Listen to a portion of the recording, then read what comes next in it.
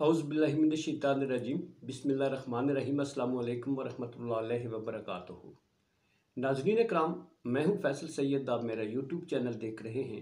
उम्मीद करता हूं अब जहां भी होंगे रब ताला की पनाह में आफियत से होंगे।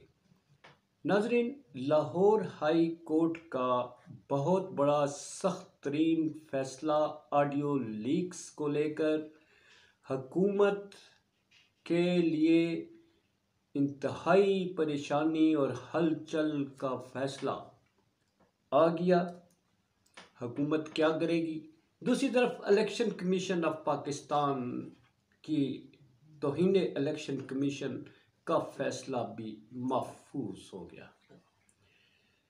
नाज़रीन, आपको मालूम है कि इलेक्शन कमीशन जो है उसकी तौहीन हुई थी और उसके नतीजे में इमरान खान को तौहीन इलेक्शन कमीशन के सिलसिले में बारहा तलब किया गया। असद उमर साहब भी उसमें हैं और इनके साथी और दीगर साथी भी हैं, मगर बार बार तलब करने के बावजूद ना तो सरबराह तहरीक इंसाफ पेश हुए और ना ही इसके साथ जो है उनके साथी जो हैं वो दीगर जो कायदीन हैं वो पेश हुए। तो इलेक्शन कमीशन हर बार जो है वो खासा बरहम नज़र आता रहा है और इस सिलसिले में उन्होंने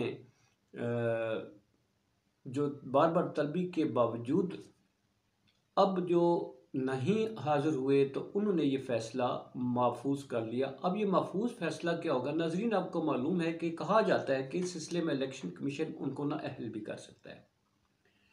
नाअहली की तलवार तो आपको मालूम है मुख्तलिफ केसों को लेकर तहरीक इंसाफ के जो सरबराह हैं उनके सर पर लटक रही है। चाहे वो तोशाखाना केस हो, चाहे ये हो, बहुत सारे केस हैं, 150 केसेस हैं। किसी केस को लेकर भी वो फैसला उनको नायल करने के लिए सादर किया जा सकता है। मगर इस जो इलेक्शन कमीशन है इस पर एतराज़ है। जो पीटीआई के एडवोकेट हैं वो कहते हैं कि जिसकी तौहीन हुई है वो खुद ही कैसे नोटिस कर सकता है? वो खुद तो नोटिस ही नहीं कर सकता। तो ये नोटिस होना चाहिए कोर्ट की जानिब से, दिलवाया जाना चाहिए कि इसकी तौहीन हुई है। दूसरा, इलेक्शन कमीशन कोई अदालत नहीं है। ये जो केस है उनका सुनना बनता ही नहीं है, तो फैसला कैसा? तो अब उन्होंने एतराज़ात उठा दिए, मगर इलेक्शन कमीशन की पोजीशन आपको मालूम है बड़ी स्ट्रांग है। हुकूमत की भरपूर किस्म की उन्हें सपोर्ट हासिल है। तो ऐसे में अब खान साहब के साथ जो है वो क्या होता है ये आने वाला वक्त बताएगा। बहरहाल फैसला महफूज है। दूसरी तरफ नाजरीन, हुकूमत के लिए बहुत बड़ी परेशानी और हुकूमत के लिए एक हलचल मचा देने वाला, हुकूमत की तमाम उम्मीदों पर पानी फेरने वाला, हुकूमत के तमाम इरादों को नाकाम करने वाला और हुकूमत की वो प्लानिंग जो एक सियासी जमात पीटीआई को कुचलने के लिए मुख्तलिफ ऑडियोज़ का सहारा लिया जाता है, उसका आज लाहौर हाई कोर्ट जनाब जस्टिस ऑनरेबल जस्टिस शाहिद अजीज़ साहब ने दबरदूस करके रख दिया है। इतना सख्त फैसला शायद किसी कोर्ट की जानिब से अभी तक नहीं आया। ये जो ऑडियो लीक्स को लेकर शादियाने बजाए जा रहे थे फलां की, कभी तो जजेस इसका निशाना बनते हैं, कभी कुछ अहम अदारे बनते हैं और ख़ास तौर पर इसका टारगेट जो है वो एक सियासी जमात वो है पीटीआई और उनके जो लीडर हैं उनको हिट किया जाता है। मुख्तलिफ वज़रा की फिर मुख्तलिफ मतलब एक प्राइवेसी है जिसको आप रिकॉर्ड करते हैं और फिर उसको आप पब्लिसाइज करते हैं, पब्लिक में वो आप भेजते हैं और जिस पूरी दुनिया में मीडिया उसको देखता है। तो इसको लेकर अदालत खासी बरहम नज़र आई। आपको मालूम है कि इन्हीं जो हालिया ऑडियो लीक्स हैं, एक इस सिलसिले में पार्लिमानी कमीशन बनाया गया नेशनल असम्बली में और फिर इसकी उस कमीशन ने जो है पार्लिमानी कमेटी ने वो सिफारिशात पेश की और एक कमीशन तश्कील दिया इसकी तहकीकात के लिए। जस्टिस काजी फाइज ईसा साहब की सरबराही में ये बनाया गया और ये बनाते ही सुप्रीम कोर्ट ऑफ पाकिस्तान में चैलेंज हो गया। Supreme Court of Pakistan justice Umar Ata Bandial ने जनाब काजी फाइज ईसा साहब को इस पर तहकीकात करने से रोक दिया और यूँ उस पर जो है फर्दर किसी तरह की कोई प्रोसीडिंग्स नहीं हुई।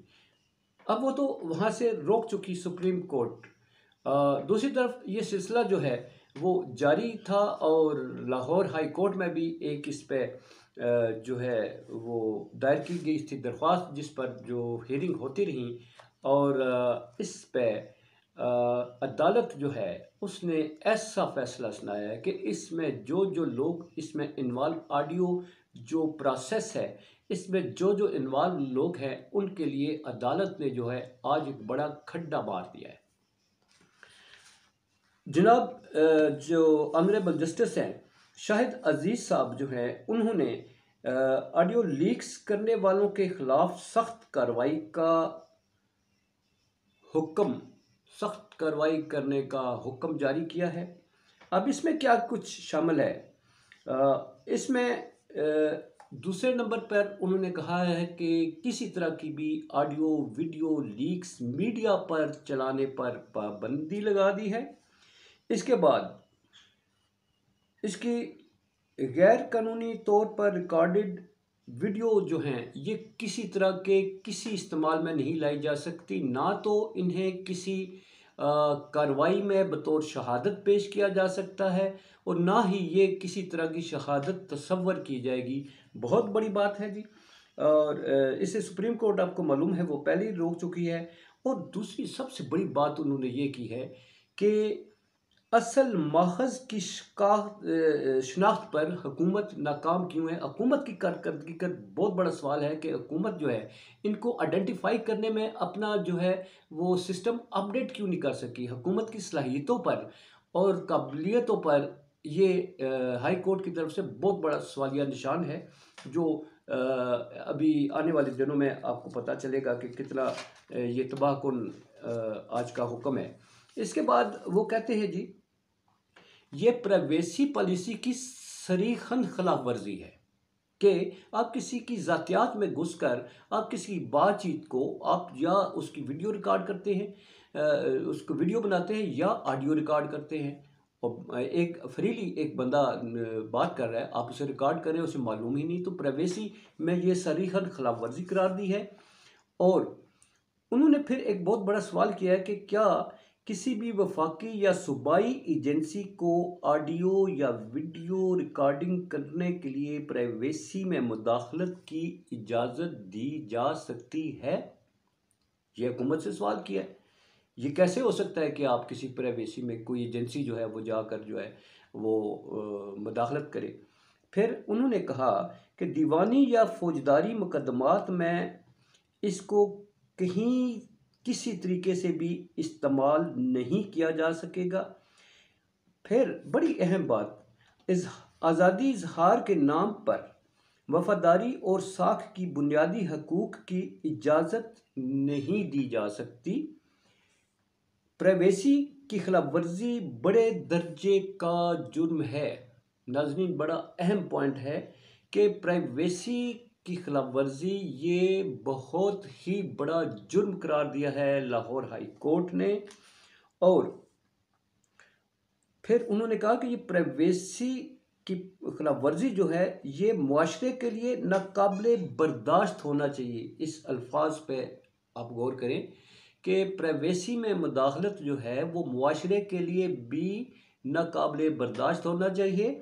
और इस सिलसिले में इस जुर्म के तदारक के लिए फौजदारी कार्रवाई के साथ साथ हर्जाने के सिविल कवानीन का इतलाक होना चाहिए। मालूम कि अगर आपकी प्राइवेसी में इस तरह की मुदाखलत की जाती है, कोई ऑडियो रिकॉर्ड की जाती है, वीडियो बनाई जाती है, तो उसके हर्जाने के ऊपर कार्रवाई करने पर भी कवानीन बनाए जाएँ और उसमें अमेंडमेंट की जाए। यानी शहरी जो हैं या किसी भी मुतासरा फरीक की जो है वो प्राइवेसी मुतासर होती है तो वो उस पर हर्जाने का दावा कर सकता है। बहुत बड़ा अदालत की तरफ से ये प्राइवेसी के लिए, लोगों की प्राइवेसी को सेफ रखने के लिए बहुत बड़ा हुक्म है।